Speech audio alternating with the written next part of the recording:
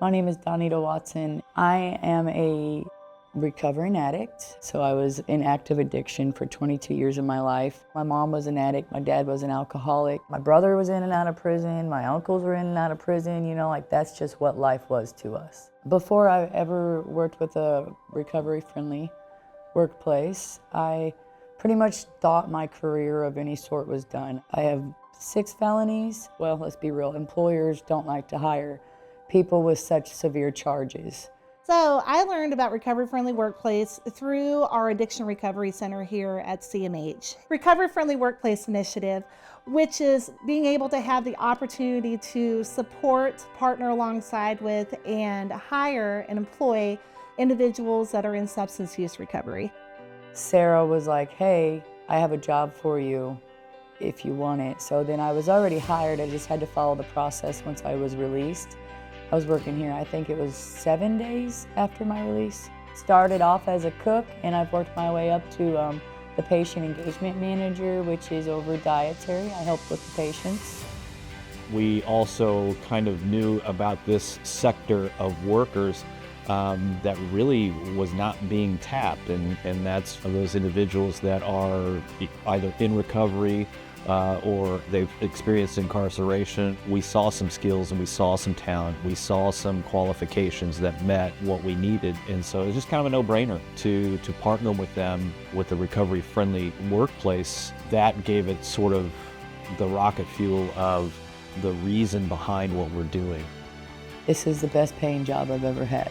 Got out of prison and was instantly blessed with a good pay rate. It also allowed me to buy my home, so that kind of cycles back to financially. It allowed me to buy a place for my youngest to grow up in, as well as they paid for my schooling to become the CDM. The certified dietary manager that I am today is because CMH paid for it. They've allowed my parole officer to come up here discreetly and meet me to do my parole visits. They've allowed drug tests from the parole officer. They've kept it hush-hush so nobody knew unless I wanted them to know. One of the things that we've been able to do is really help promote individuals being able to go to their recovery meetings and do things that support their life outside. So it isn't just about what happens inside of our kitchen and in our department, but what happens outside is the most important. Skills can be taught, but enthusiasm, desire, the willingness to work, that is gold to us. That's invaluable to us. Individuals that are in recovery or coming out and wanting to start that journey, start that new life, we do typically see that zeal that's there. So I've noticed that employee engagement has changed. Absenteeism is less, which means that people are coming to work. Engagement is better, which means that people are happy to be here. And work-life balance has been excellent as well.